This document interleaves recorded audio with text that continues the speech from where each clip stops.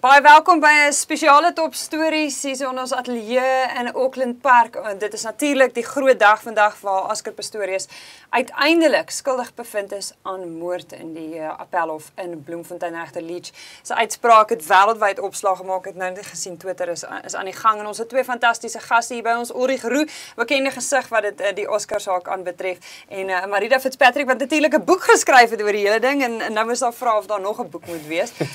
Kom ons begin by jou, Ulrich. Hoe uitsonderlik is hierdie tipe omkeer van 'n uitspraak waar die staat geappeleer het? Wel, definitief. Mens kan dit beskou as uitsonderlik, dit gebeur nie elke dag nie. Jy weet, verdediging gaan baie keer op appel, want dit is 'n desperate situasie vir hulle kliënt. Maar jy sien nie alledaags dat die staat op appel gaan en dat hulle suksesvol appeleer nie. So ek dink 'n groot oomblik vandag definitief vir Gerry Nel en sy span en vir die staat. Jy weet, ek dink baie mense het gedink geregtigheid het nie geskied met regter Masipa se uitspraak nie, en die manier waarop regter Leach vandag deurgaan het, ek dink almal is baie meer gemaklik met die uitspraak vandag. En tog is ons nie verbaas nie. Dit is wat almal verwag het, nee Marida? Ja, ek dink 'n spesifieke vraag wat hy verwoord het, wat baie mense die heeltyd gevra het. En ek dink baie mense voel nou baie tevrede dat hy dit uiteindelik verwoord het en dat dit in so 'n hoë hof verwoord is hoe skiet jy 4 koels in so 'n klein hokkie in en jy voorsien nie dat die mense aan die ander kant gewond kan word en kan sterf nie. En ek dink dit is 'n vraag wat oor en oor geëgo het dwars deur die verhoor op sosiale media, op alle forums, en nou het 'n appelregter in die appelhof daardie vraag bevestig en gesê hy het geen twyfel dat Oscar dit wel voorsien het nie. En ek dink dit bring vir baie mense 'n geweldige sin van bevrediging en dat geregtigheid geskied het. Oscar Pistorius en sy familie het na aanleiding van wat ons weet, ons het 'n verslaggewer ook buite sy oom se huis in Waterkloof in Pretoria die uitspraak daar gekyk. Die hof het ook gepraat van 'n Shakespearean proportions van hierdie storie en oor die feit dat hy verskeie weergawe voorgelê het op verskillende tye wat mekaar al weerspreek het. Die groot vraag is nou, gaan ons hom weer sien? Hierdie hele sirkus kom nou weer Pretoria toe. Wat is die volgende stappe, Ulrich? Wel, hy sal onder huisarrest bly. Die saak is terugverwys na die Noord-Gautengse Hooggeregshof vir vonnis. So 'n nuwe vonnis moet nou toegedien word vir die nuwe skuldigbevinding. Getuienis gaan gelewer word om te bepaal wat is die gepaste vonnis. Onthou, 'n 15 jaar tronkstraf is die minimum vonnis wat jy kan gee vir 'n oortreding van moord of wat die hof kan gee, tensy hy uitsonderlike omstandighede kan bewys oor hoekom die hof nie daai 15 jaar tronkstraf moet gee nie. En dit is die getuienis wat gelewer gaan word. Definitief deur die verdediging dink ek kan jy verwag dat hulle gaan sê, wel Oscar het reeds 'n jaar uitgedien in die tronk.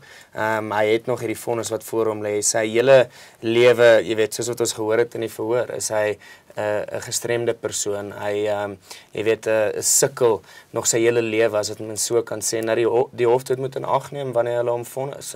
Maar vir tyd en wyl gaan hy nog onder huisarrest bly. Ek dink nie hy sal hom veel sien nie. Hy kan moontlik geroep word ter strafversagting in die hof. Hulle kan hom lei en sy getuienis lei, maar ons sal moet wag en sien wat die verdediging gaan doen. Hoe besig is dit by daai hof? Hoe lank gaan ons nog wag vir hierdie storie om uiteindelik afgehandel te word? Nee, dis baie besig. As ek nou kan voorspel, dink ek seker einde Januarie, enigiets, jy weet, tot einde Februarie kan mens verwag. Ek dink almal weer eens sal dit so vinnig as moontlik wil afhandel, maar dit is nou in die hande van die staat om so vinnig as moontlik hierdie saak op die rol te kry in die Hooggeregshof in Pretoria, hulle getuienis reg te kry, as hulle nog verslae wil indien, as hulle hom weer geëvalueer wil word, al daai goed gaan moet plaasvind voordat hulle nou weer kan argumenteer ter strafverswaring. Voor regter Masipa. Inderdaad.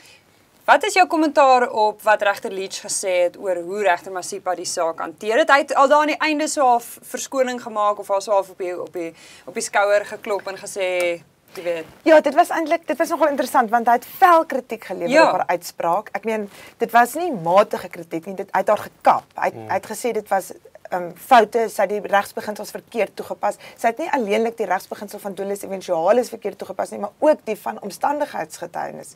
So sy kritiek was baie skerp wat betref die feit dat sy kaptein Mangena se getuienis heeltemal buite rekening gelaat het. En dit was ook iets wat ons almal verstom gelaat het aan die einde van die verhoor. Want kaptein Mangena was 'n ster getuie, sy getuienis was uitstekend en sy het glad nie na sy getuienis eens verwys in die uitspraak nie en almal was verstom daaroor. En sy kritiek daaroor was baie fel. Maar tog aan die einde het hy gesê, die feit dat sy foute gemaak het, beteken nie sy is so swak regter nie. Sy het haarself nog steeds uitstekend van haar taak gekwyt. Sy is steeds 'n bevoegde regter. So hy het aan die einde van die uitspraak vir haar opgekom en gesê, hy wil net ten slotte opmerk, dat hierdie glad nie moet beskou word as 'n aanval teen haar en dat sy steeds 'n goeie bevoegde regter is. En hy het ook gesê, wat interessant was vir my, dat ons moet onthou, dat daar extra druk op haar was, omdat dit in so 'n internasionale kollig was. En dat 'n regter in so 'n verhoor, so 'n uitgerekte, ingewikkelde verhoor, verkeer reeds onder geweldige druk.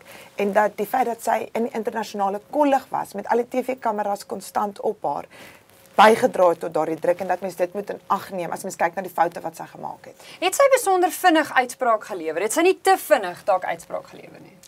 Ek dink, as mens kyk na uitspraak, sy het baie vinnig tot op die punt gekom dat hy nie die bedoeling gehad het om wie ook al agter die deur was dood te maak nie. Maar jy weet, sy het dit gebaseer op die feit dat hy onmiddellik na die insident het hy berou getoon vir wat gebeur het. Nou, vir my was dit bizar geweest. Jy weet, ek kon nie, want 'n normale persoon, as hy iets verkeerd doen, dan gaan hy in elk geval berou toon.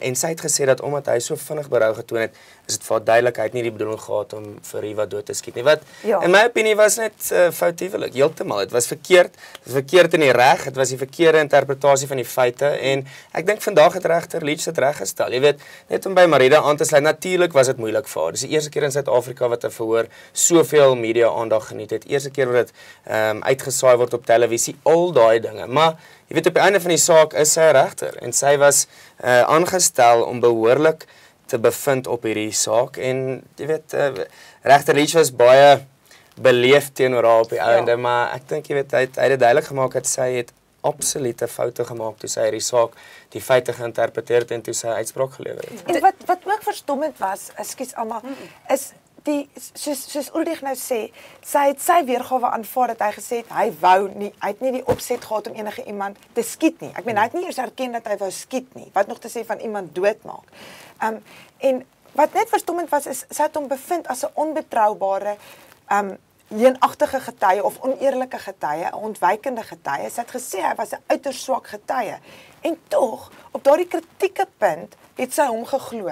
Sy het suiwer op grond van sy getuienis, dat hy nie die opset gehad het om iemand dood te maak nie. Dit aanvaar en gesê, omdat hy nie die opset gehad het om enige iemand dood te maak nie, en omdat hy nie voorsien het, hy sou iemand kon doodmaak nie, gaan sy hom nie aan moord skuldig bevind nie, en sy glo hom, op grond van suiwer sy getuienis, en dit is iets waarmee ek geworstel het, hoe kan jy iemand wat jy self bestempel as 'n swak getuie, as 'n oneerlike getuie, dan op daardie kritieke punt van of hy voorsien het dat hy iemand kan doodmaak, daarop glo jy hom. Maar ek meen, Leach het duidelik gesê, hy het geen twyfel dat Oscar wel voorsien het, dat hy daardie mens gaan doodmaak. Weet, hierdie saak was altyd oor wat Oscar sou sê, en sy getuienis, en sy weergawe.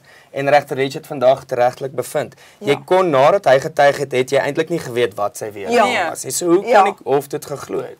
En dit sluit aan by Marida se punt. Jy weet, dit saamgeglo op baie kritieke punt was foutief. So nou, vertrou Suid-Afrikaners in die regstelsel. Per slot van sake, dink jy dit het die Suid-Afrikaanse regstelsel goed gedoen, hierdie hele proses? Ons almal is nou kenners op die gebied van dolus eventualis. Ja, kyk, ek het altyd gesê dat hierdie verhoor was goed in die sin dat jy weet, voordat hierdie verhoor uitgesaai word, het mense nie geweet hoe lyk die binnekant van 'n hof nie. Hulle het nie geweet hoe werk kruisondervraging, hulle het nie eens geweet hoe lyk die regter of wat aangaan in 'n hof nie. En uit daai perspektief, jy weet, daai ou mooi gesegde van justice should not only be served, it should be seen to be served. En die mense het dit gesien en daar was fel kritiek nadat hy onskuldig bevind is aan moord, maar ek dink mense se geloof in ons regstelsel is weer herstel vandag. Maar Marida, sal jy ooit getuig? As jy geroep word om te getuig, As ek Net as gedag ek word, prys as nou kry sonder vra sal ek dalk die land uitvlug. En op daai noot gaan ons dit vanoggend daar laat. Natuurlik sal ons die volgende stap in hierdie proses met valkoë dophou, soos wat ons nader kom aan die vonnisverrigtinge op die klag van moord waaraan Oscar Pistorius skuldig bevind is. Laat weet ons wat jy daarvan dink en hoe lank dink jy hy moet sit.